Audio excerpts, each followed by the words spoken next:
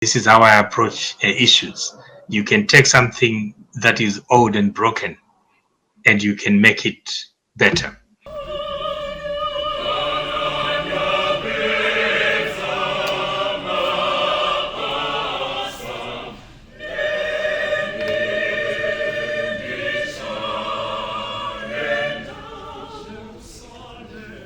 Thank you very much. Ndinoti nematambudziko kumuri kwaMagaisa. I got a phone call on Sunday from Alex's brother who was sitting here. I ignored the phone call because I was on another call. And because we were supposed to meet anyway, I said, Blazi doesn't phone in. So I ignored the call and he called again. So when he called again, I said, oh, let me pick the call. Maybe he's on his way to come and see me as we had planned. And then when I picked the call, he was crying and I said, what's wrong? Then he said to me, Alex has died. I had known for years that Alex had a condition. He would tweet about it from time to time. But because of the towering figure that he was, people didn't pay attention because nobody wanted to imagine that one day we would receive such big news. So I like many Zimbabweans, met Alex in adult life. In 2007, I made a documentary film called Pain in My Heart. Then it was broadcast on Sky News and CNN, and Alex watched the film. I had read a lot of his work when he was contributing to News Zimbabwe. That time social media was not as vibrant as it is today. So there were little spaces where people like Alex would be found, and News Zimbabwe was one of them. And so after watching this film, he wrote an article about the film. And typical of Alex, it was much more than the film. Although the film triggered him to write the article. So I'll read a passage from the article. It says, somewhere in the village,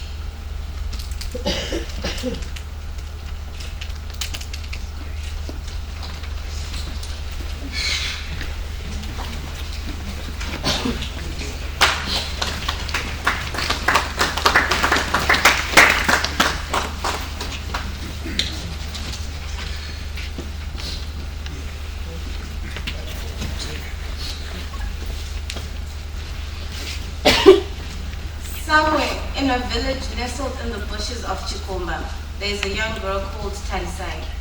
Every morning, Tarisai wakes up early to fetch water from the sandy bed of mighty Save River. The great river is dry in most parts, so in its vast belly of sand, she digs and digs until the precious liquid oozes into the hole. Amai is unwell. She has been unwell for some time, and she cannot carry her fragile body anymore, let alone a load of water on her head. Tarisai is 8.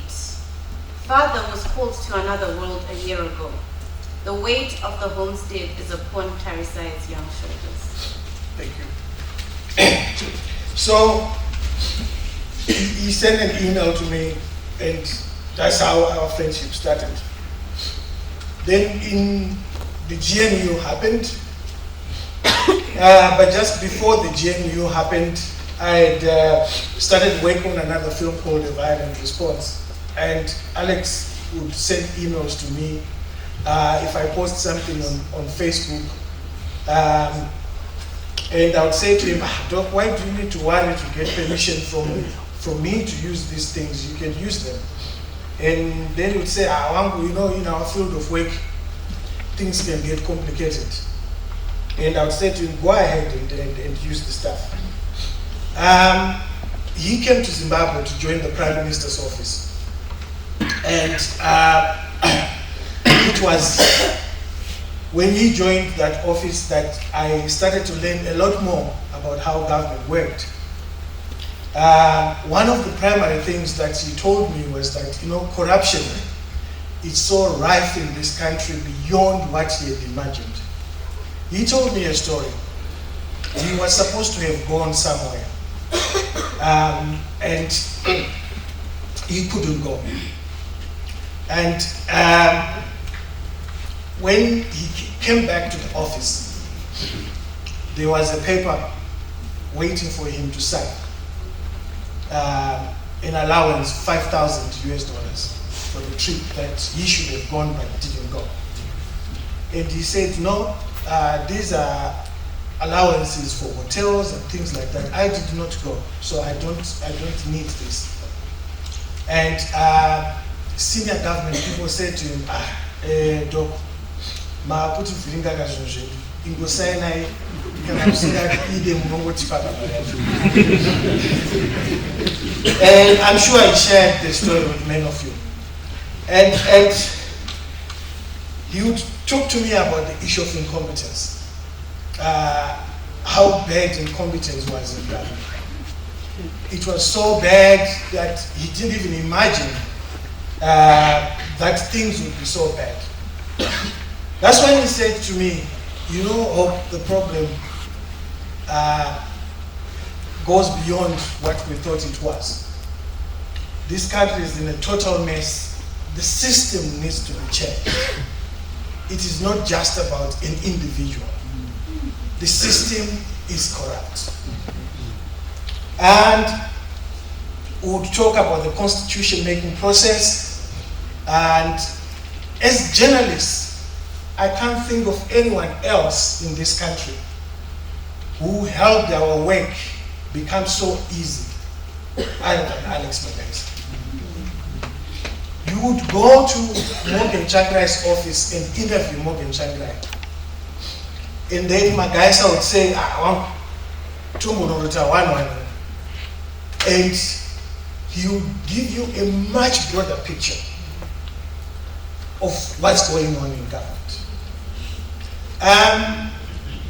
Dr. Magaisa saved us and many other people from being poisoned so many times.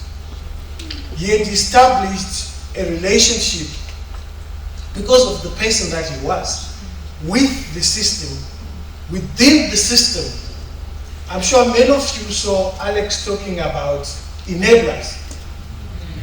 And then he cautioned us to say, not everyone is an enabler in the system.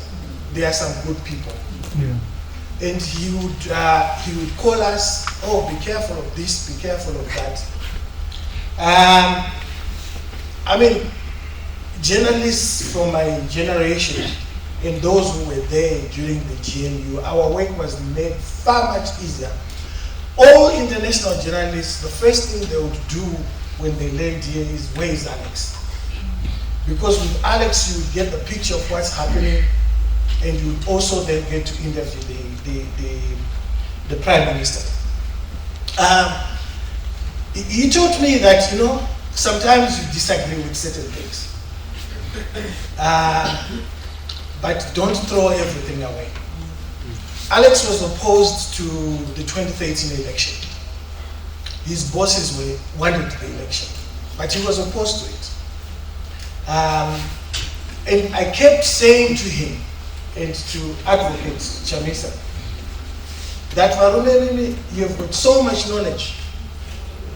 You need to write books so that people can contextualize the Zimbabwean story properly. Dr. Edson Zombo said to me, and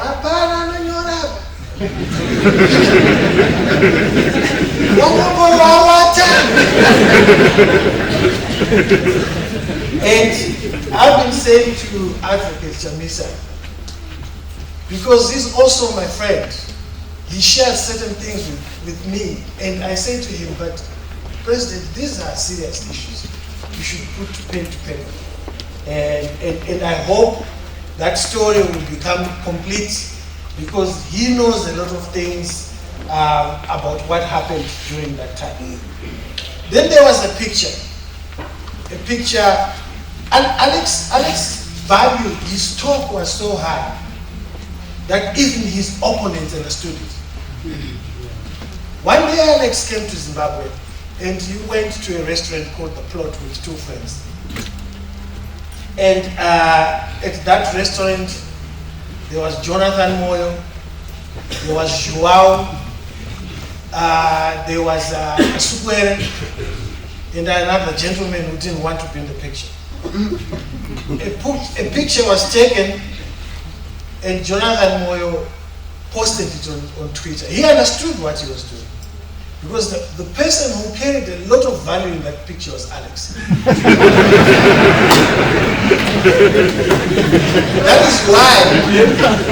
That is why they posted the picture. So when the picture was posted, Alex called me. Wow. Dan chidya breakfast. Dasangana varuma. Vatora picture. Dangotu ziyo inogona kumusira yakadwa because they are mischievous. And true to what he was saying, they posted the picture. But he didn't mind. He then said to me, you know, if we were doing evil things, they wouldn't be posting a picture with me in it. They understand and they understood the value. And then 2017, a couple of days before the coup, Alex wrote a story about Mamvura. A few days before. Mamvura was that guy that you don't expect to be behind the wheel of the race.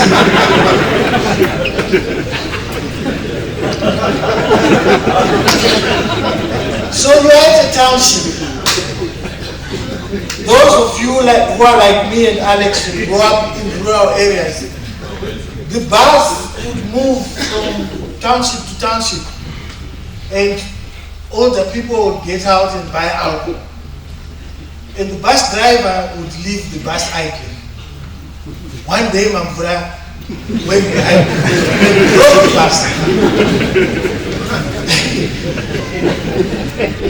Then, on the 15th or thereabouts, the coup happened.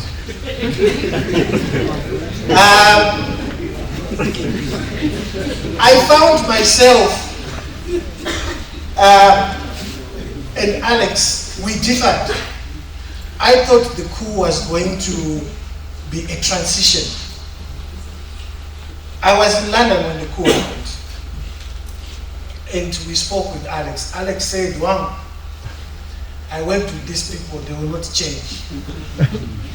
This is just an opportunity to remove the old men who is standing in their way because they want to continue doing deals, but the old man has got other plans." The president is going to write his book one day, so I'm not going to say a lot of things. The one thing I need to say is that the opposition supported the coup. It's on the record. And Alex said to me, our friends are making a mistake. Along the way, we had arguments, and for some time we were not talking. And one day I was sitting in my dining room having dinner. The phone rang. It was Alex. Ndaona kuti nguwa yafana. We need to talk. So much is happening in our country.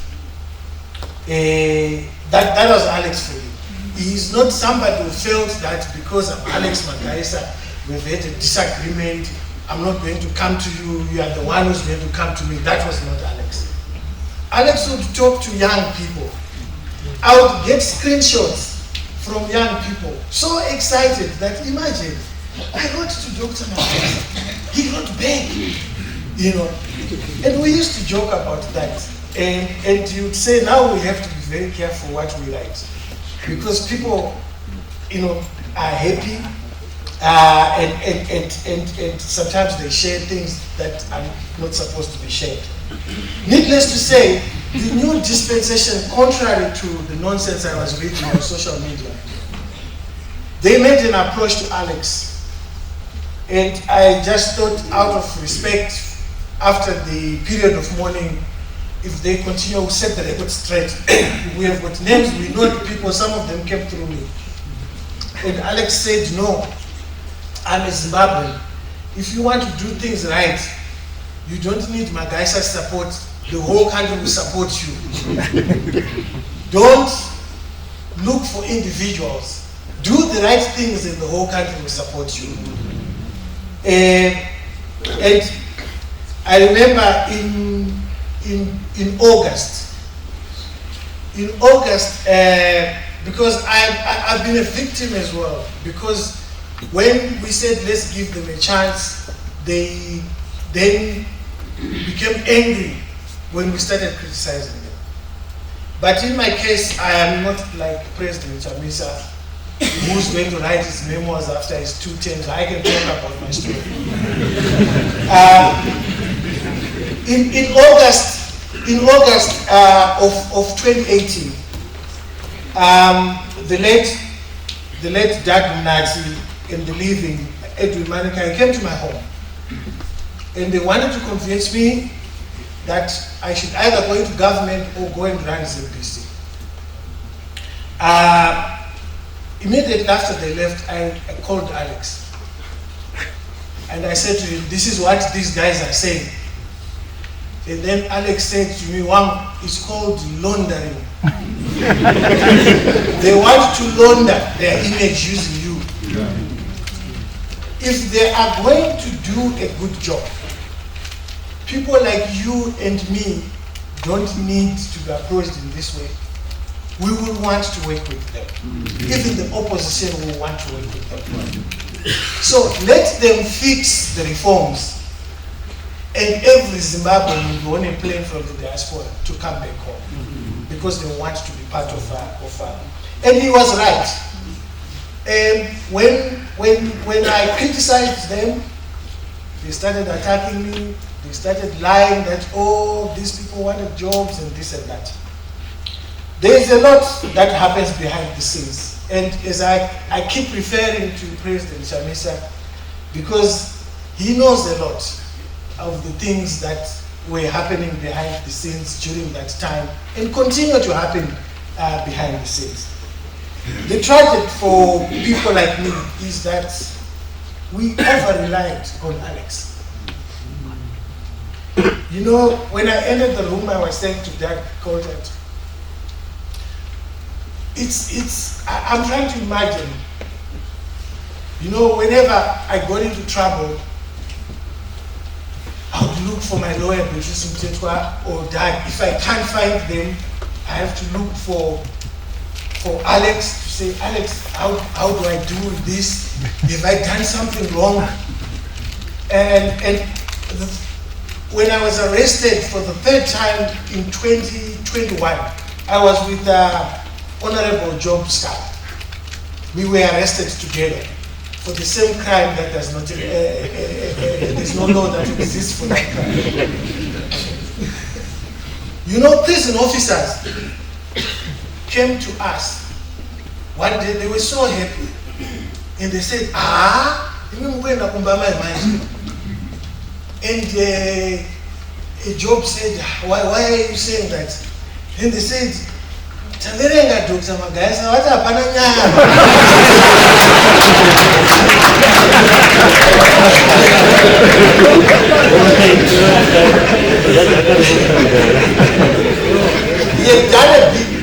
He had done a big Saturday read, and these prison officers, they read these things. And so they came to us and said, because they had taken down notes. British Mtetwa was in Swaziland struggling with COVID. And I was worried to catch you and our family.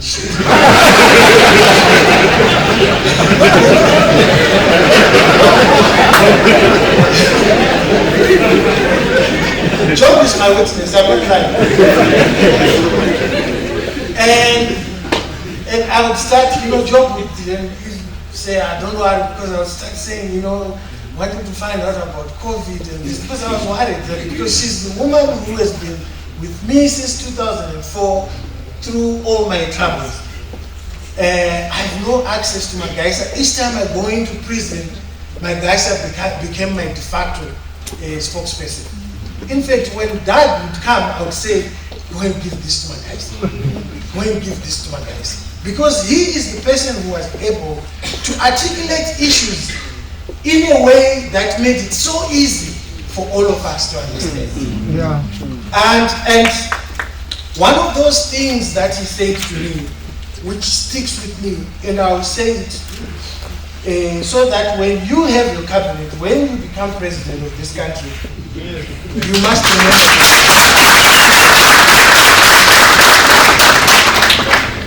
He said to me, I took this from a WhatsApp message. Political parties have been platforms where individual interests are negotiated, not the national interest. This has to change. You and I have to support the woman. Elites of a society form that structure that will make it fail or succeed. So he was worried about the ownership syndrome of struggles, both in ZANU-PF and in the opposition.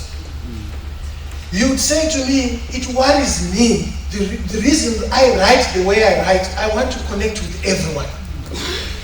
But it worries me when people say, oh, we were there when the struggle started. You were not there. And it's a Zimbabwean problem, it's not just a ZANU-PF problem. Fadzai was not there. How is he a spokesperson? Fadzai was not there. And when President Chamisa came out and said, Teseta Mutanga Pacha, anyone can join the party. There's no senior member, there's no junior member, Teseta Kafara.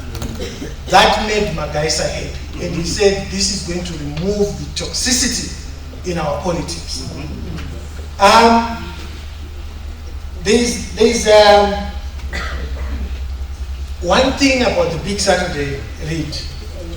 It was able to provide ideas and explain complex issues for ordinary men and women to feel that they are part of the struggle, instead of being bystanders, listening to a group of guys talking about how great they were. We had so much trust, and I know many of you had so much trust in Magaisa. Yes. Such that when me and Job were in prison, Professor Maduku came to see us and to discuss our case, because our case had become topical. Takasungwa pasina mosha inotaura kuti vanhu vanosungwa. But when I'm not a lawyer, he's a lawyer.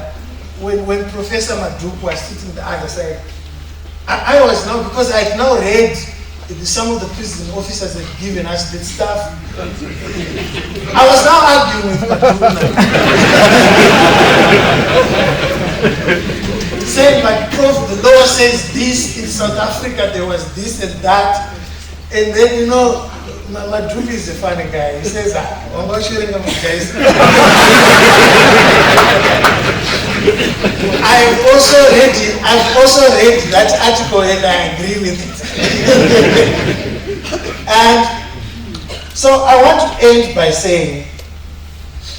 reading another from the article that made me become friends with Magaisa. One of the paragraphs at the end, he says, and when I watched Hopewell Chibona's powerful documentary on the scourge of AIDS in Zimbabwe, and big though I am, referring to himself as a big man, Magaisa. An African man taught from a tender age to be a man and never cry. I could not hold back my tears. Tears for a broken nation whose politicians continue to dilly-dally about power. There is temptation in the topsy-turvy world of politics to forget about these silent victims. And through this article, we became very good friends. That is why today is Zimbabwe's towering intellectual giant, Alex Magaisa, is being celebrated in the ghettos, in the townships, rural areas. I saw headmasters writing some stuff and being posted by young boys in rural areas. He touched everyone's heart. And I hope we learn something from it. Thank you.